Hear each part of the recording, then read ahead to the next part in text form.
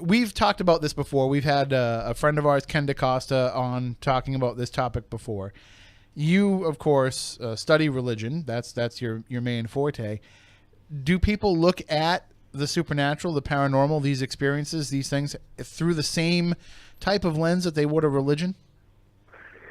Well, it depends. That's a great question. It depends on the person. So the basic consensus in the study of religion is that strange experiences like this can be interpreted religiously, but they don't have to be. It depends on the individual or the community. So let me give you a simple example. Sure. Take poltergeist phenomena. So for centuries, from about the 16th century to the early 20th century, the poltergeist was assumed to be some kind of spirit or ghost that was angry or upset.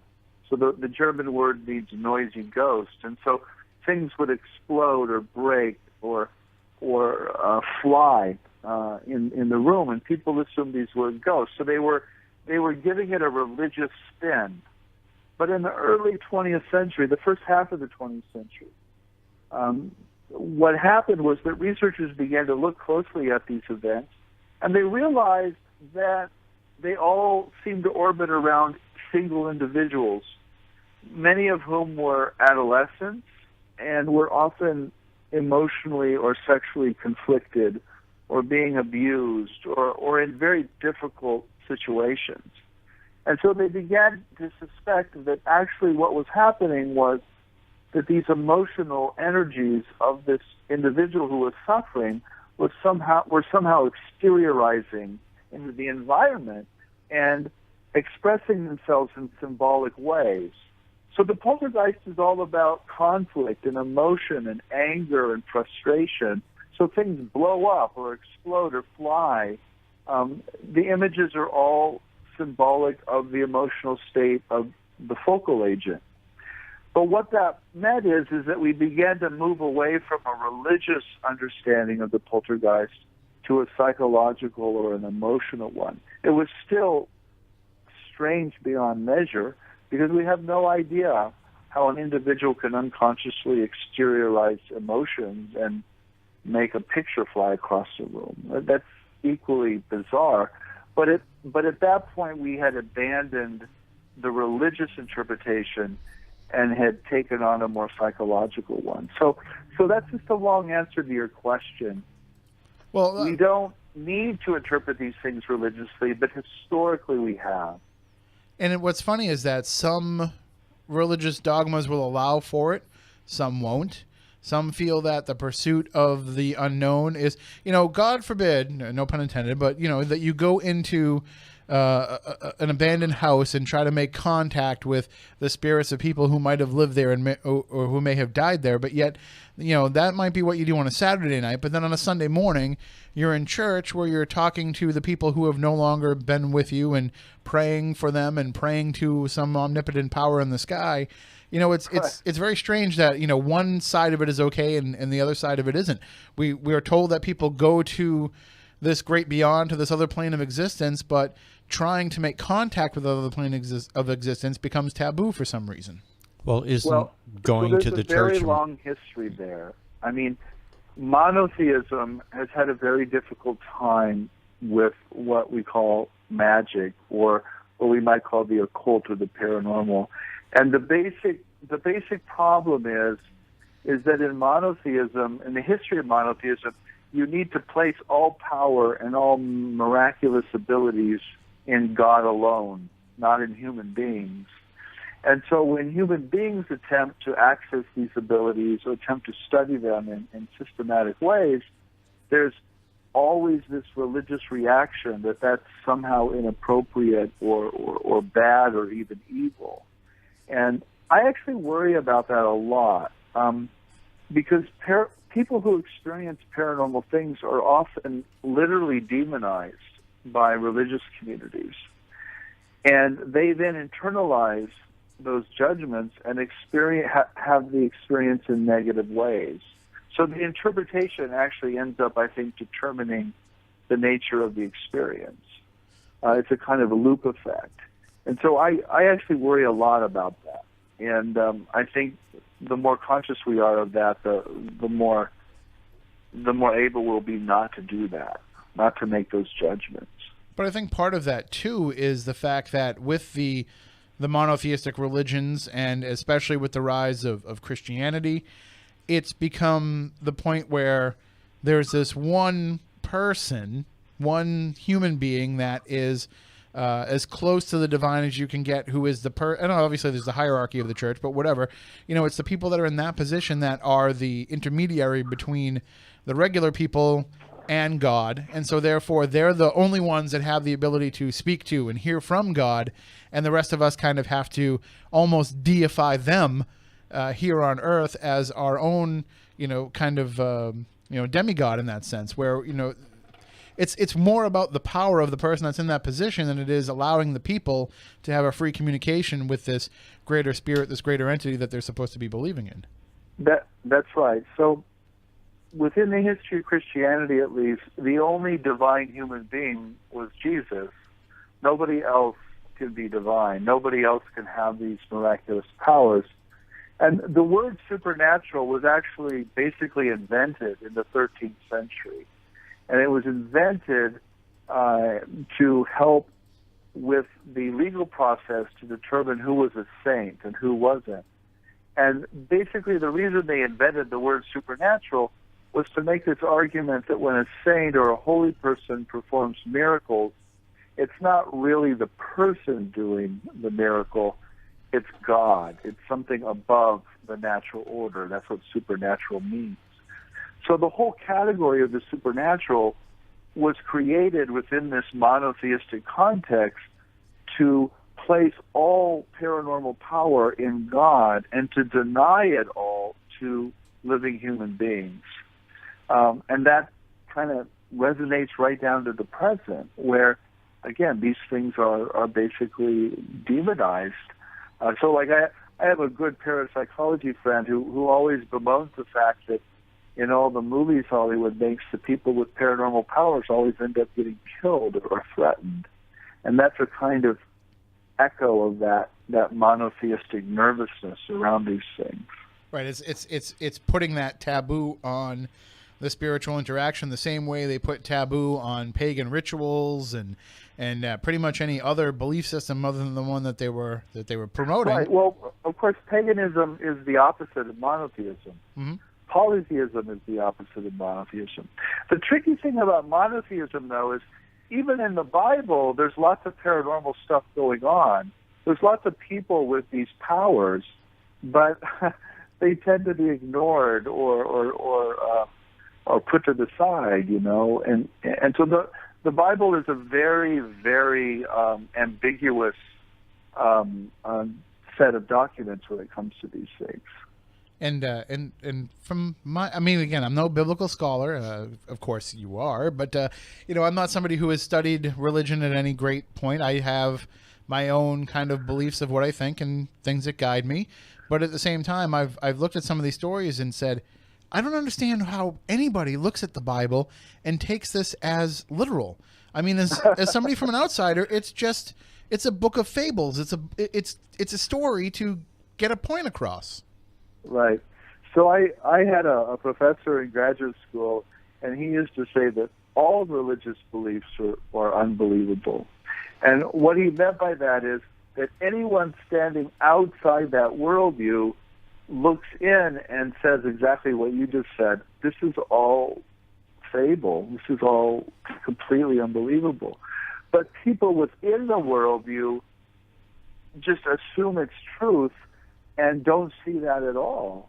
It all depends on which worldview you're sitting in. And to go back to science, I mean, there are a lot of scientists who inhabit a scientific materialistic worldview, and they just assume the absolute truth of materialism.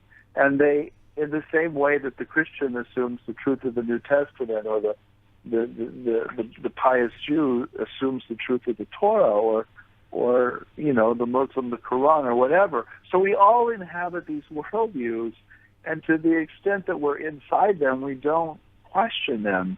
Once we move out of them, though, they're obviously not universally true.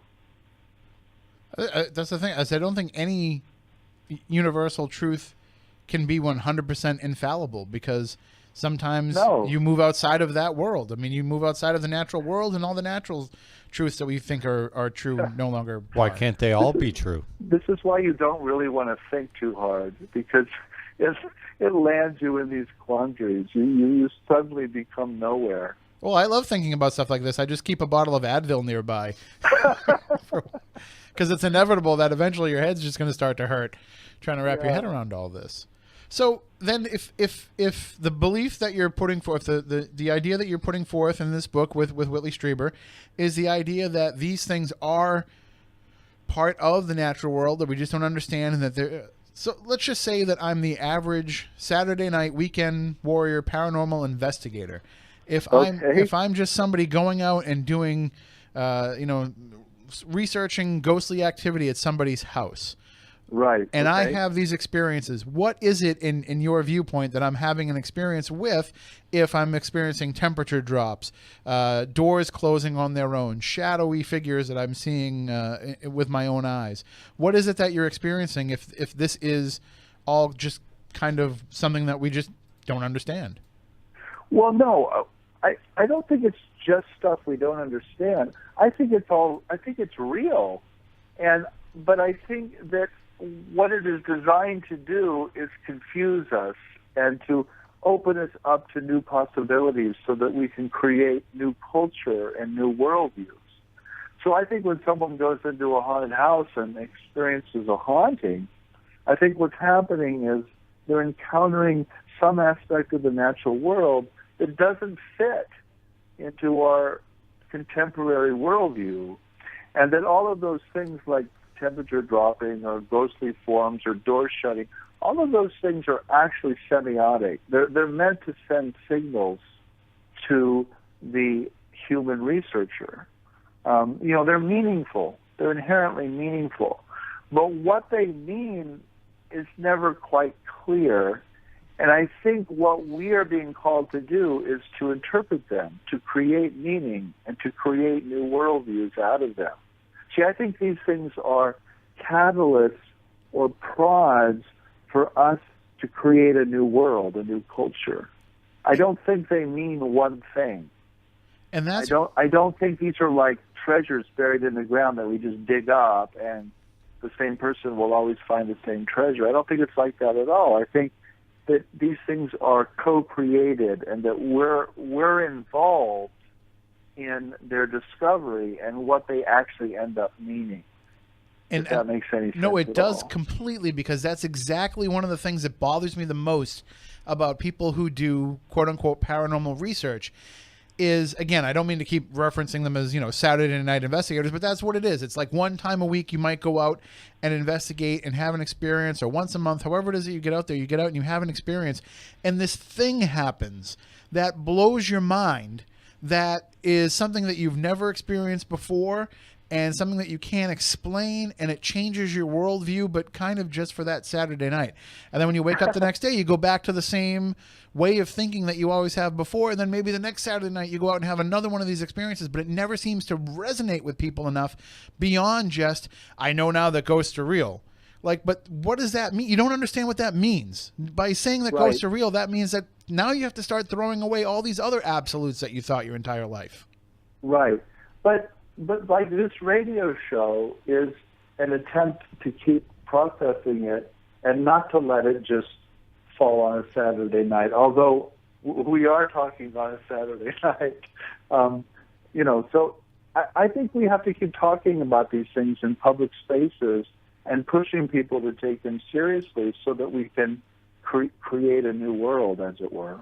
Well, in that regard, then, is the sudden influx over the last decade or so of paranormal media helping with that? Is having shows where people are running around in the dark looking for ghosts, does that help open up our worldview even more?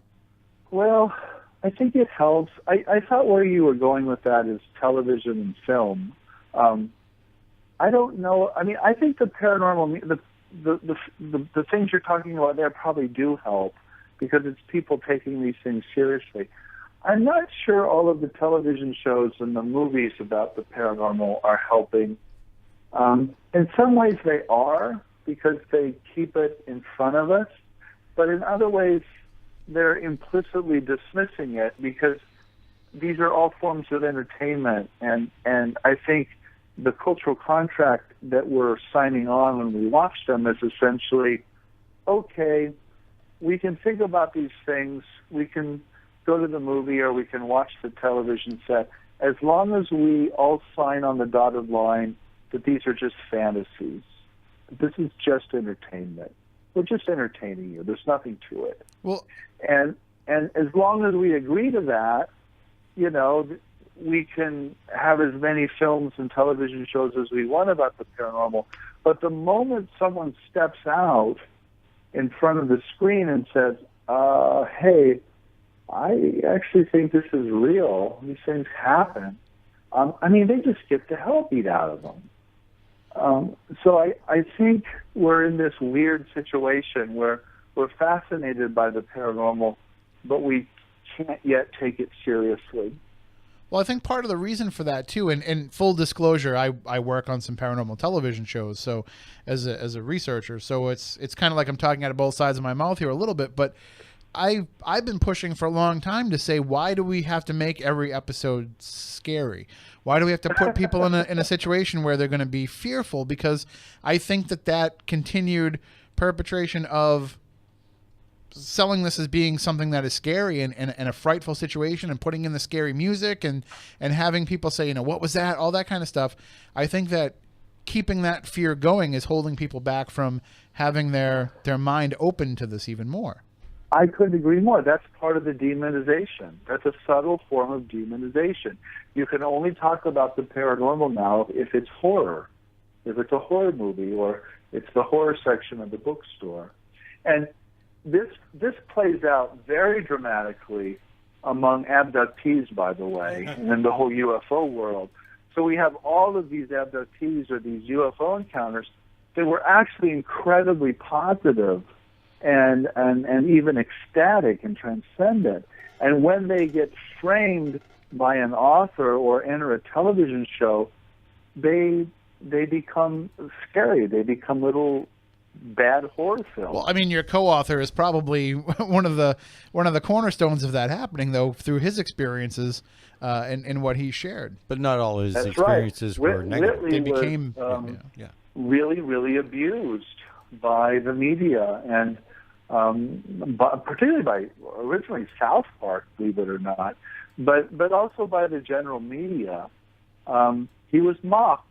He was humiliated. He was made fun of.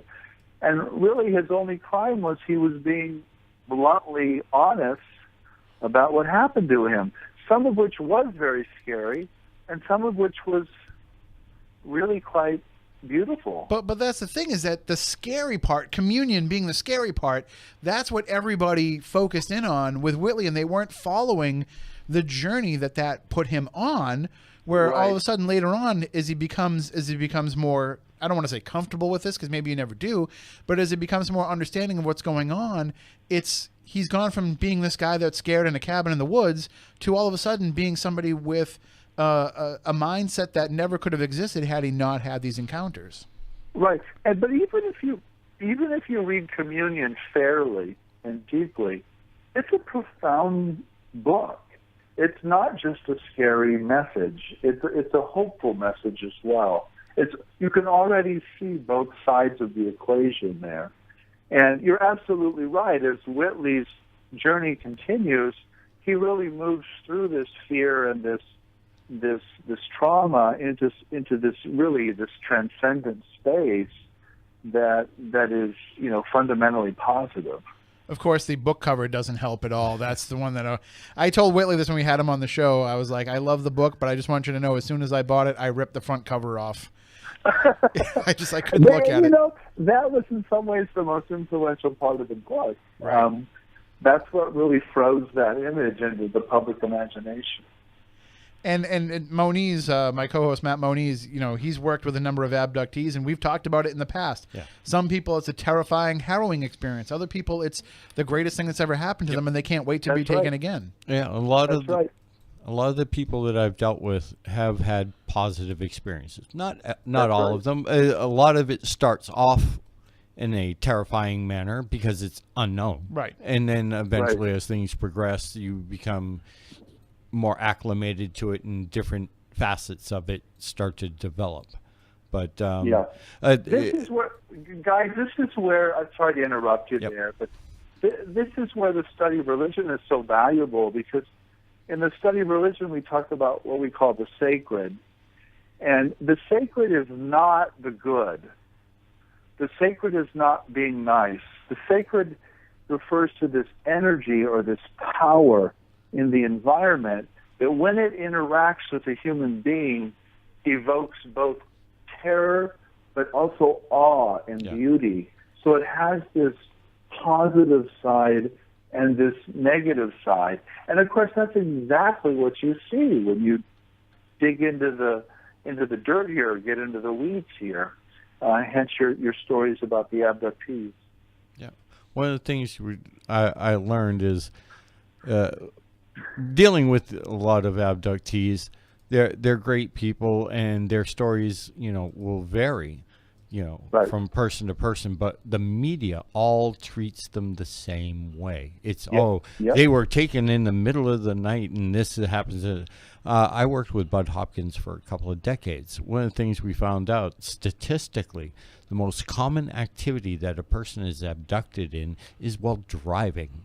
Okay, so the reason they use the nighttime out of the bed, because that's the most scary stories that they can pull out. It's your vulnerable state. So that's puts the fear into people, and that's how the media exploits it. We're not so much afraid when we're outside of the house driving around of being abducted as much as we are when we're in our own bed and in our safe space, where we think nothing can get us. Right. Playing on the fear. Right. Because I know when I tuck myself under the covers, nothing's supposed to be able to get me, right? That's how it works. Well, except your wife. Yeah, that little 1/2 centimeter piece of blanket protecting you from all the monsters. It still does. I don't care what you say. Yeah, it has since age 6. That and the nightlight. The nightlight will make everything go away. Right. It's funny too. I've realized this as we've gone along through because.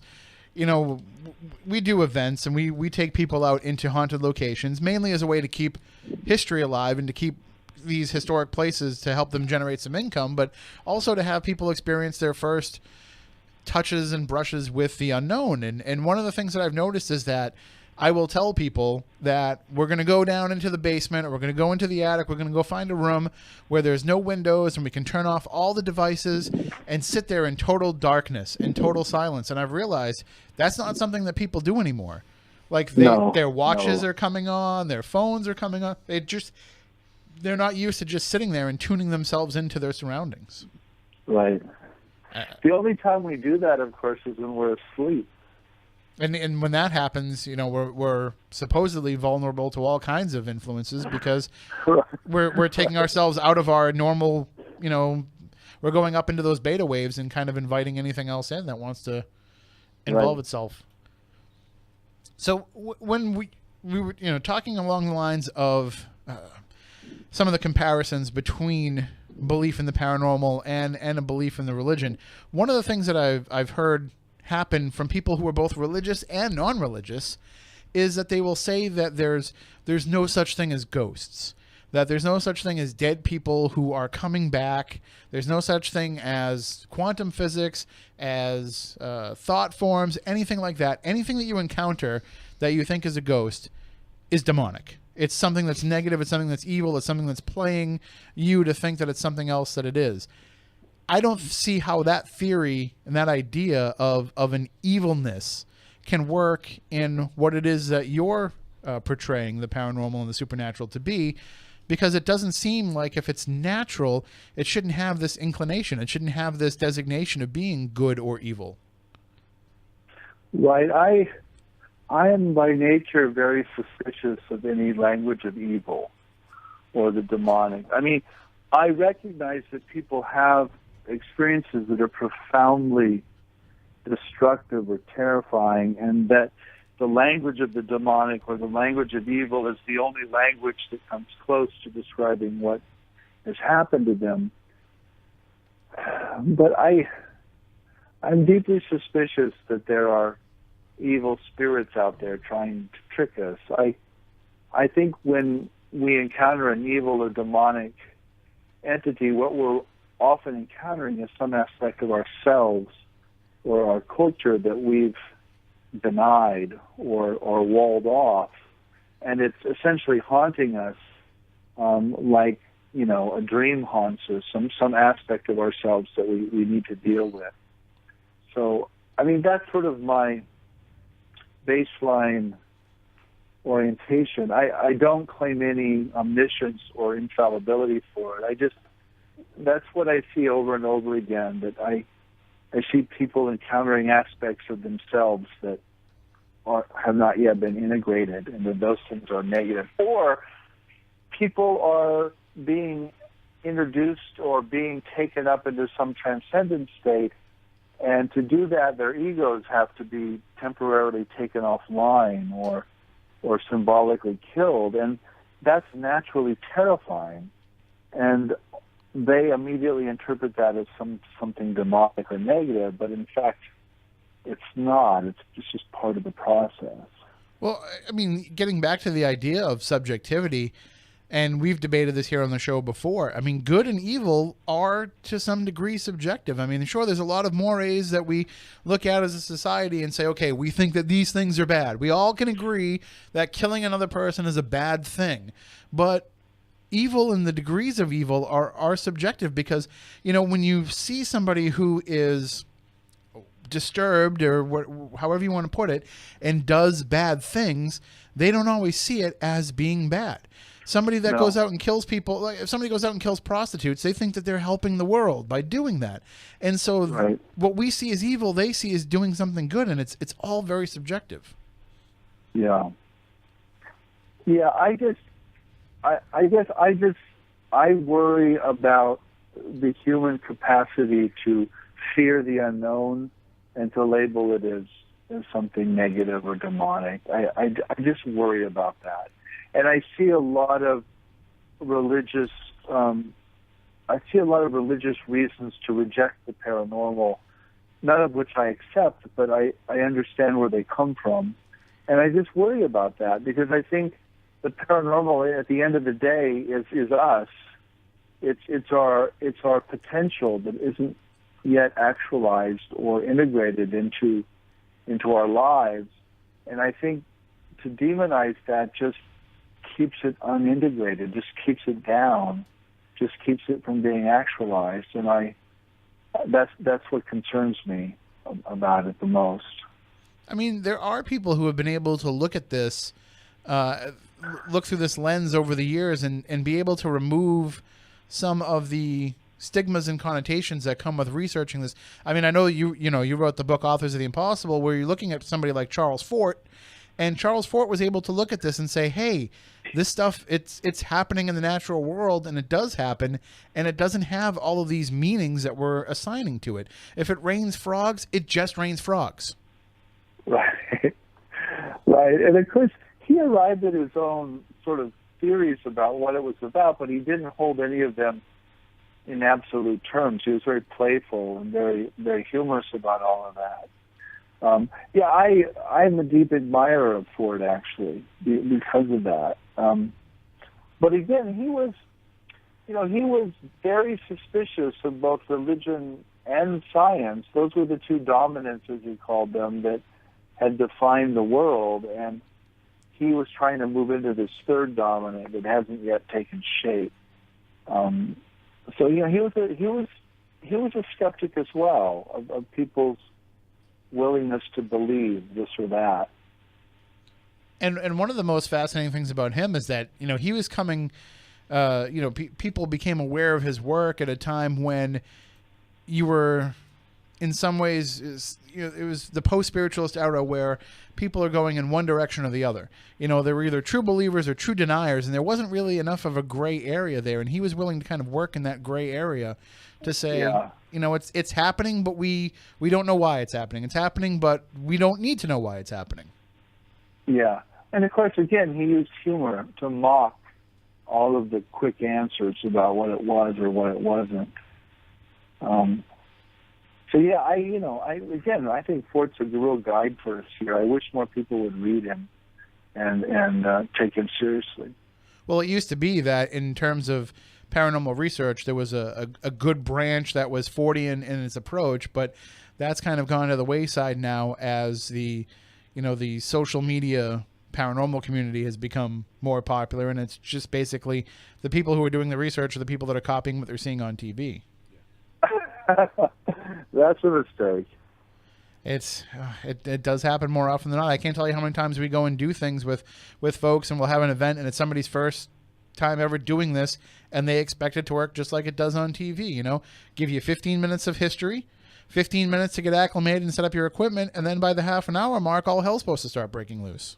And they have no sense that the television show is produced and edited and manipulated. No, what are you talking about? That doesn't happen. No. Well, and also the fact that it's taking, multiple hours and multiple days of footage and condensing it into this thing. I mean, we could sit around and wait forever for something to happen.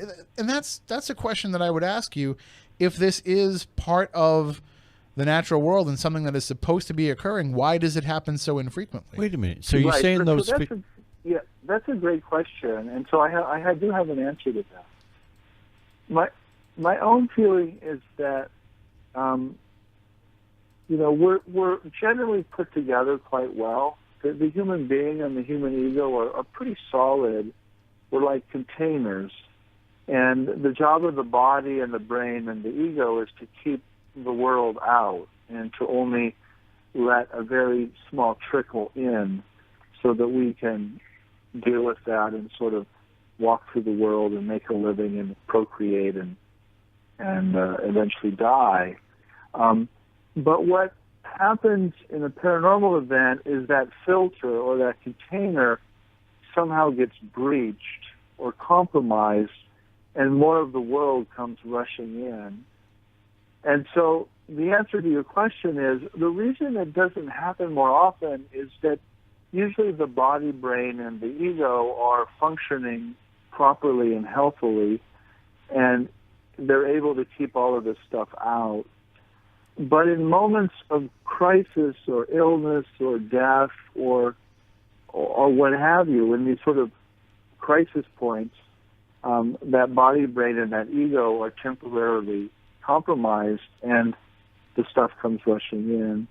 So I think that's a pretty good explanation for why it's relatively rare in any individual's life, but is actually extremely common when you look at a total population. And if you're somebody... Because of course, we all are ultimately compromised, and we all ultimately suffer and die.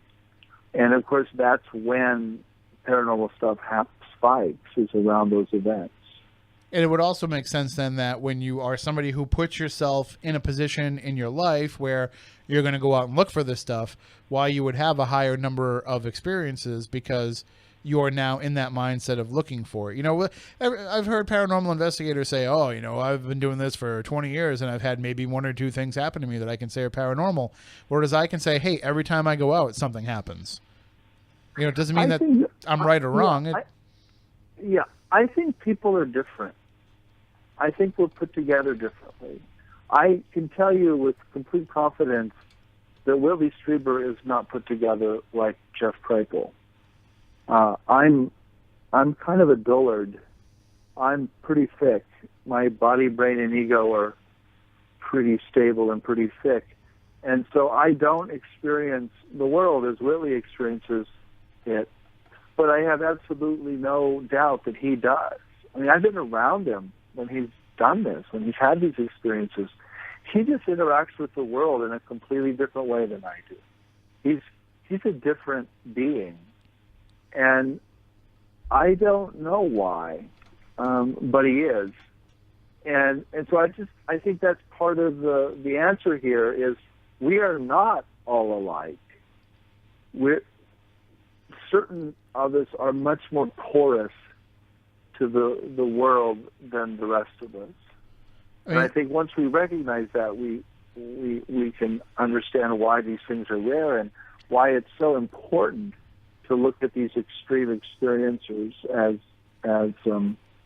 as the real subjects of our research. Well, one of the words that I hear used quite frequently to describe people that, just people in general, is I hear a resonance. Resonance, and I know that that's something that Whitley has written about quite a bit, the idea of resonance, and that maybe there are just some people that are at a different frequency.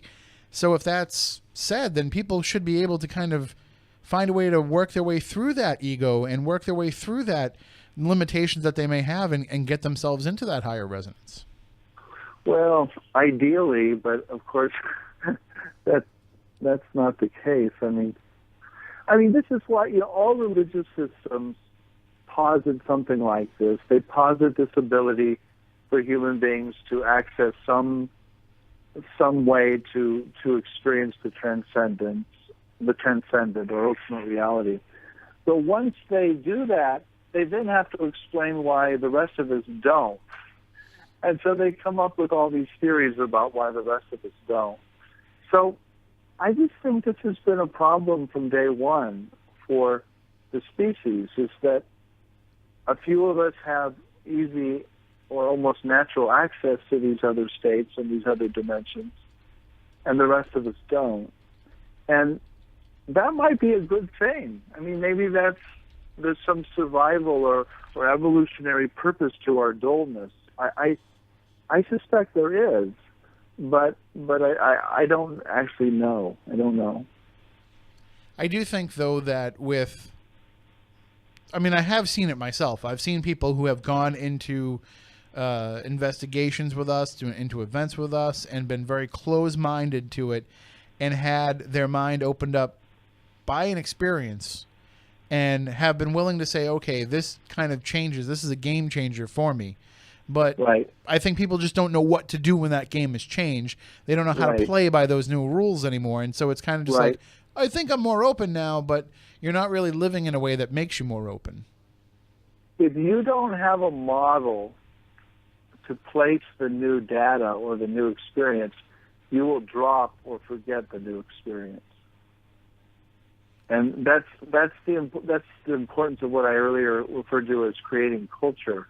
Is we have to create a culture or a new worldview in which these things can find a home. Otherwise, they'll just remain weird, anomalous things that have no home, and we'll just keep ignoring them.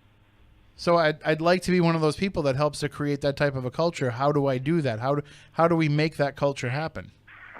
Well, I would say you are doing that. And isn't that what this radio show's about? Hopefully. That, and we talk a lot about snacks, too, but for the most part, we're trying to open those minds. Yeah, we talk a lot about snacks. Okay. Well, that's a different project. Right. And as far as we're concerned, it's all tied in. You can't have one without the other.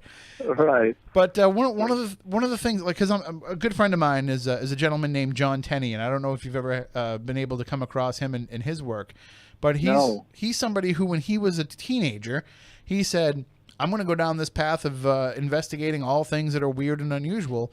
And he has just lived now his life surrounded by the weird. And not only when he's going through his day-to-day life do all these strange, unusual, and almost impossible things happen to him, but when you come into his orbit, they start to happen to you as well.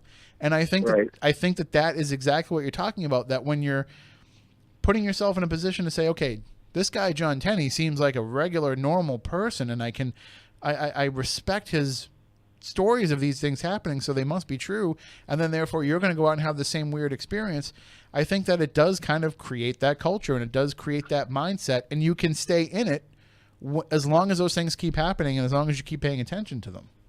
Yeah, and that's what I meant earlier when I said these are not objects in three-dimensional space that anyone can find and measure and agree on.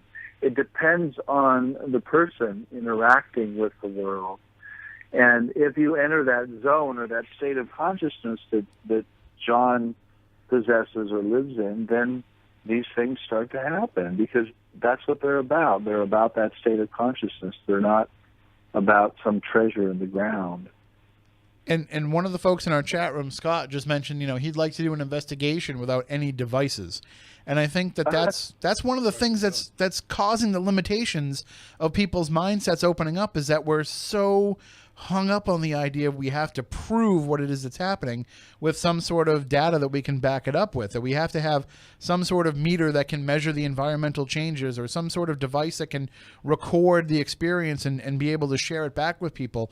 And I think that that's actually what's limiting us more than anything, is we're not just going in there and letting it happen. Well, bear in mind, what is the equipment being brought in for? I tell this to people all the time. It isn't so much to document the experience. The equipment is just an augmentation of your natural senses. But your people EMF meter works like your skin does, measuring, electromagnetic fields and galvanic response.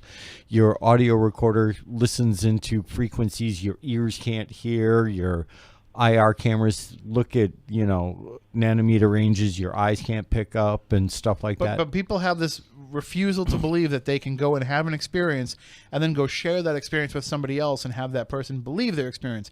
It's like, I'm going to tell you the story, and then I'm also going to show you how these lights lit up. And I'm also going to show you this piece of footage of video that I caught, or play for you this recording that I picked up, because we just can't believe each other enough when we're sharing the experiences themselves, and those devices are getting in the way. Right. Well, again, so what they're assuming is that the only way to know something is through, again, the scientific method, or through a set of technologies or machines. And that's important. I don't want to dismiss that. But again, if paranormal phenomena are about both the objective physical world and the forms of human consciousness interacting with it, then we're never going to actually understand these things unless we take into account those forms of consciousness. And I would also argue that the ultimate piece of paranormal technology is actually the human body brain.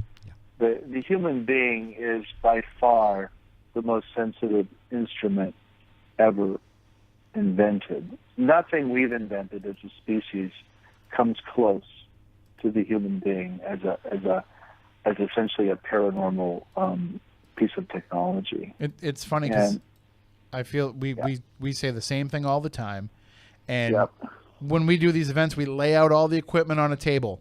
Everything from old school dowsing rods to the latest meters and devices and gadgets and gizmos. And we always say to people, out of all of this, out of everything that you see in the room, what do you think is the one thing that's specifically made to measure the paranormal? And people will point to all the different devices. We tell them, no, the answer is you. You're the only one that can accurately experience the paranormal. None of these things, they're just supposedly there to quantify the byproduct of it. Augmentation. But they also might be, the machines might be useful as permission. Mm-hmm. So like take the dowsing rod. I mean, I don't think the dowsing rod does anything in itself, but when a dowser uses it, he or she is accessing his own clairvoyant or telepathic abilities, and the rod is just like this kind of, forgive the phrase, fake technology to access his or her own abilities. And I wonder if the machines might actually help in the same way. They give people permission, but they to access their own abilities, unconsciously, of course.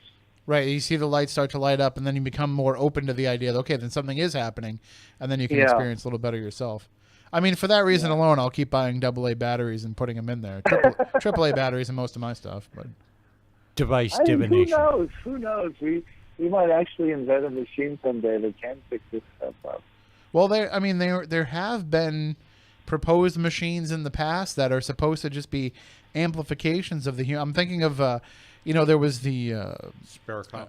No, even before that, and during the spiritualist era, there was Koons invented the spiritual machine, which was supposed to be this big device that he was going to put his son in, and his son was going to be this great medium, and this would just kind of amplify his mediumship abilities. Yeah, I mean, I actually just read about that, and my sense of that again is that was just, it's kind of like a placebo. It's allowing them to access the abilities that they already have. Mm-hmm. Well, you could make the same connection like with Wilhelm Reich and Orgone Energy, putting people in accumulators. Yeah, the good old Orgone box. Yeah, I think that anything like that, though, they can get people considering the possibility. is helpful, because I've been in rooms where there's, hardened skeptics and even hardened cynics that aren't going to accept anything that happens to them and see something in them change when something happens. I've seen other ones who haven't. I've seen true believers who have gone the other way because they've gone somewhere and something hasn't happened, and they said, gee, maybe this stuff isn't real. Yeah. Well, again, I don't think there's a question of whether it's real or not, but that it's always relational. And that's why again, pure objectivity doesn't work, because it's all about the subject and whether the human being is open to that or needs that at that particular moment in space and time. And by accepting the fact that the world is more super and more weird than we ever thought that it might have been, it kind of makes, I would think there's kind of an inverse effect too, a little bit, to make you more respectful of the things that we can understand. So the things that we do have a handle on, the things that, you're kind of glad that with all the things that we don't understand in this world, at least we have this. At least we have some things that we feel are grounded in, I hate to use the term reality, but at least it's grounded in something that we can know and reach out and touch. And it kind of makes you more appreciative of what it is that we have mastered and have learned. Yeah. I guess, I love things like this. I love UFOs. I love weird, strange things. And I think I love them because I don't understand them. And what they finally mean for me is that the world is much bigger than me and much bigger than anything this human species has figured out yet. And I just find that delicious. I find that wonderful. I'd hate to live a life where I didn't have any more questions. Yeah. What's that? I'd hate to live the rest of my life not having any more questions. Yeah. I always want another thing to reach out for. Yeah. Although that being said, what do you think that UFOs are? What if you had to hazard a guess, because this is one of the big debates that we always have on this show, is what are these things? Well, I mean, knowing Whitley and knowing his experiences, that gives you a little bit more of an insight than some of us might have. That's a big question. Well, I don't know how deeply you read into the supernatural, but in the introduction, I talk about what I call the wastebasket problem, and it's an answer to your UFO question. I think what we call UFOs are actually a lot of different things that we confuse and that we throw in this wastebasket called UFO. So I think in that basket there are probably secret government military operations. There are probably hoaxed UFOs in there. There are certainly genuine encounters with aerial phenomena that have no explanation. There are abduction phenomena.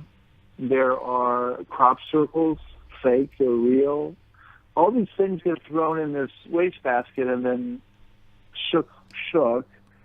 And we can't understand it because we're actually looking at completely different things.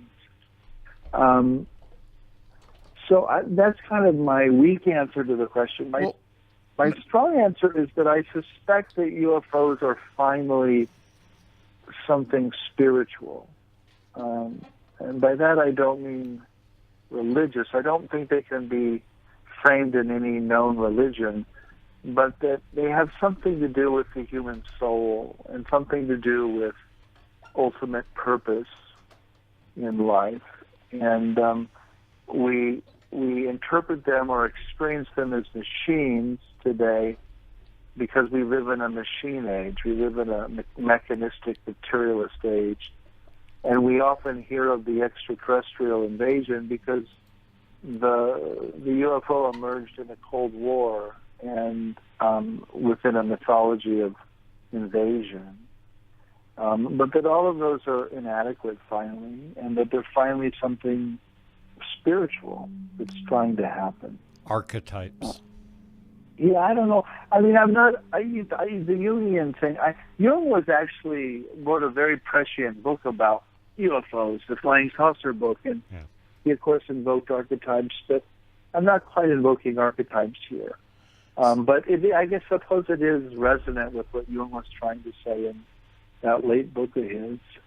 See, I like the wastebasket theory myself because I figure that at some point I can dump all those theories out and just put the wastebasket on my head, and then the UFOs can't read my thoughts. That's why I was a fan of it. But there, I mean, good luck with that, by the way. there's so many things that when you look at them from the perspective of, okay, let's just say if and then, like if we were willing to accept more of the if and get to that and then, I think it almost kind of works backwards. That we can really start to figure things out if we just kind of accept that these things are real and accept that they're true. Then we can reverse engineer the reasons why and reverse engineer the answers to our bigger questions, like Bigfoot.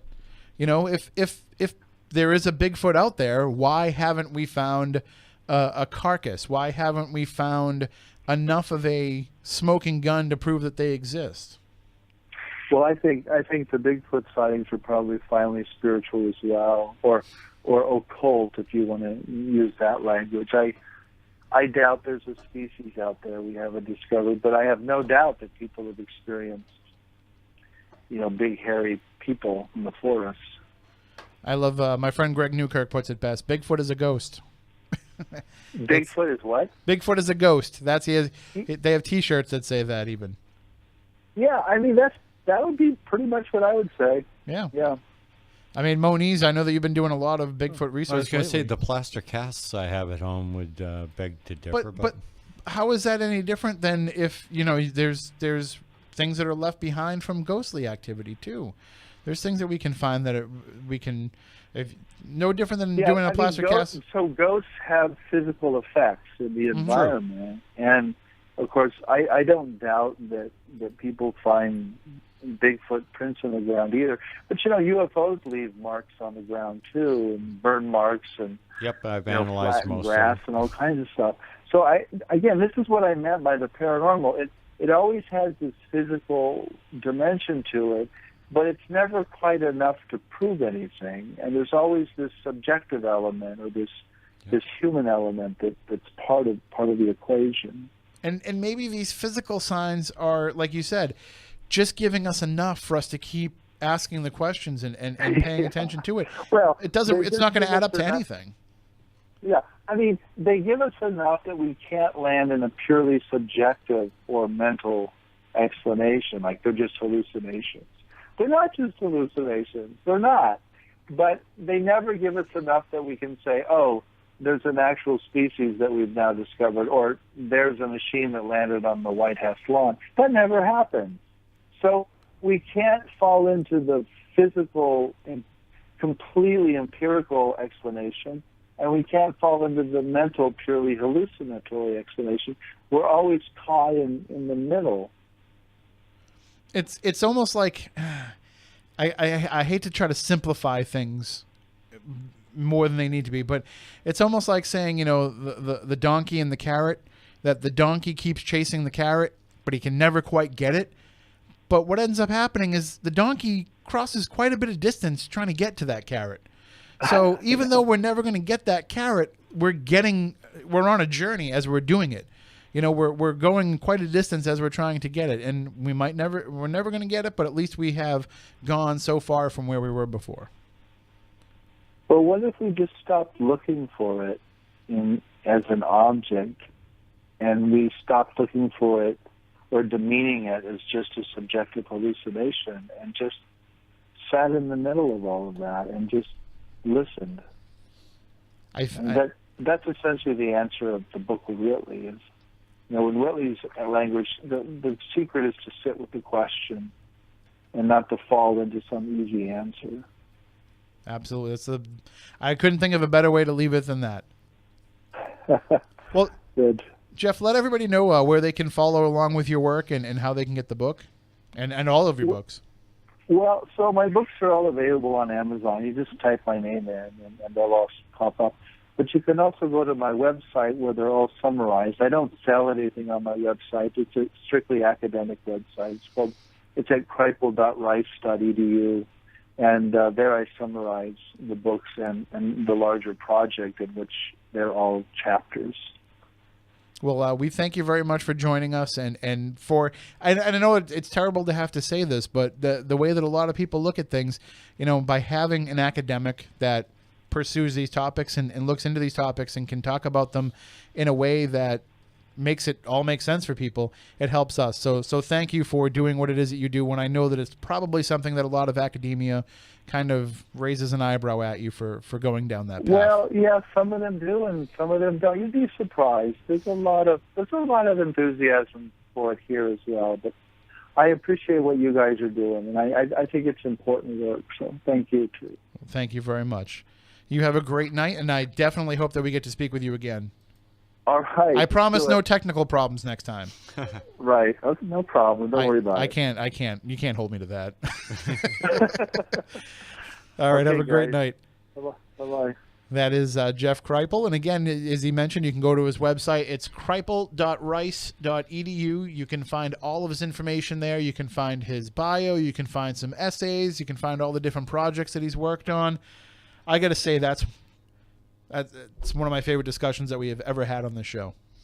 Very knowledgeable, very, very, very good guy. And it's not a conversation that you can say, okay, well, I think I know where this conversation's going, and I understand, this so many different ways. I'm gonna have to go back and listen to this again and again, and kind of digest some of the ways that we were going. And it's what I liked about it is it's not just the what, it's the why.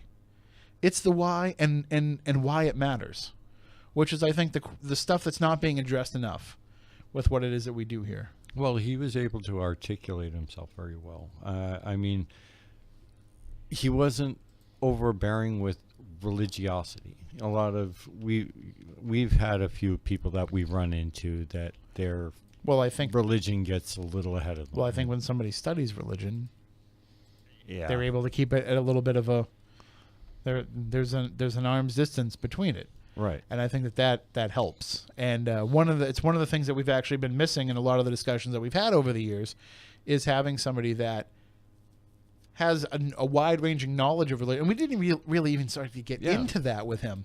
Like, we could do a whole other show just on the religious implications of the paranormal. We touched upon a little bit there, but how different cultures and different belief systems process it. Right. Oh, just so many different ways to go. Such a great guest. And kudos to Chris for setting all that up. That's just, again, one of my favorite discussions. And it made me think of something that I actually was talking with somebody about just recently. I was talking about, with my friend Nick, we were discussing some of the different stuff that we've done. I think it was Nick. We were talking about some different things that we've done media-wise over the years. And I happened to mention probably the first time you and I ever went on television to promote Spooky South Coast. So we're talking 2006, maybe early 2007. We did that show, The Rational Individualist, with Steve Grossman. Yeah. I was just thinking about that studio today. Over there. I was thinking about it just the other day, and I was reminded of it in this discussion where we go in and we sit down, very amicable conversation, very, very jovial. And as soon as we sat down on the set and the camera started rolling, it turned into an attack. Yep. And the very first thing that this gentleman said to Matt Moniz is, Matt Moniz, my first question to you as a chemist, as a scientist, what are you doing looking into the paranormal? And your answer was, my job. And it just kicked off an entire 30 minutes of hostile discussion from there. But it was, at the end, we're all in the parking lot being friends again. But it was very much, that mindset of, why are you paying attention to this? Why are you wasting your time with this? And you saying, but if you open your mind to it, it makes a whole world of difference.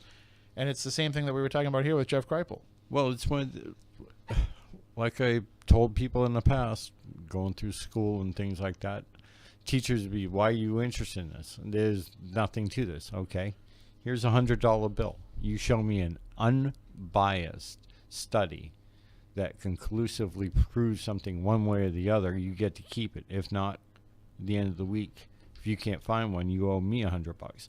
It's the 800-pound gorilla that science has basically not looked at. It's like, I don't want to look here because if I do, there's going to be questions I can't answer. And speaking of questions that you can't answer, I'm not going to ask you why, as a student, you had $100 bill in your pocket that you could just throw out there. And I'm sure you had a newspaper route. That's why, folks. It was the 80s. It was a different time. Yeah. I'll leave that as that. But this again, I'm going to go back and listen to this one on podcast, and you can as well. We'll have it up on the podcast feed. We'll have it up on the YouTube. What am I? What am I, 80 years old? Oh, you kids in the YouTube, it's just going to ruin you. But we'll fix it after our little bit of a technical difficulty there. I will no longer come on and rah-rah cheerlead for how awesome that we've done with technology, because technology likes to slap me back in the face when I do that. So I won't do that next time, I promise. I know why and who did it. Who did it? I'll tell you off there. Okay. And before we go, we've had a lot of fun, and we've talked about a number of different things, but we want to take it to a serious turn for a minute, because we did lose a member of the Spooky South Coast family this week. Yeah, we lost Michael Lucky Lakowiak. He died a couple of days ago of a heart attack or complications. Very surprising. Yeah, last person in the world I ever would have thought. If I had to hazard a guess, I'd say the guy probably did 100 miles a week on his bike. Correct. He was a sponsored marathon bicycler, and it was a shock to everybody. Yeah, and the fact that it happened so suddenly, so quickly. We didn't really even share any information about it because, obviously we're seeing all the information from friends and family, but it's a private thing. We don't want to be putting things out into the Spooky South Coast audience, but there is an effort underway, and we're limited here on the radio how much we can talk about it in terms of that, just because of some of the rules and regulations of how we promote things here. But obviously we know that the Spooky South Coast audience is very generous, very giving, very loving, and this is one of your own that we have lost, because Lucky was part of this from the very beginning. Very well known in the East Coast, and he helped with a lot of different shows. Most people don't realize he was an illustrator as well as a photographer, and he did stuff in the background that most people don't. But I mean, he was also somebody that we've had here as a co-host and as a guest. And if you go back into past episodes, you'll find him. One of my favorite moments with Lucky was when we did the War of the Worlds episode. And, he called in from New Jersey. And literally, he was like the only part of the story that was true. Yeah, he actually was in New Jersey because he lived there. So we are going to have it up on our website for everybody to take part in, for everybody to, if you want to make a donation to this fundraising cause to help out with the expenses, because again, it was sudden. The last person in the world you would expect to have something like this happen to, because he was so very active and just, I mean, there's no other way. He's very alive. Yeah. There was no other way to put it. And so also, it also goes to show that, you never can tell. So it does make every moment of every day important. It does make you realize that you have to appreciate every moment that you're given. So for all the moments that you're happy that you have, and all the moments that you're happy are coming forward, throw a couple bucks that way and help that family out, because again, nobody's thinking for a 42-year-old guy, we have to start planning final expenses, especially somebody who was so full of life. So we'll have that up on SpookySouthCoast.com tomorrow. If you want to make a donation, we appreciate it.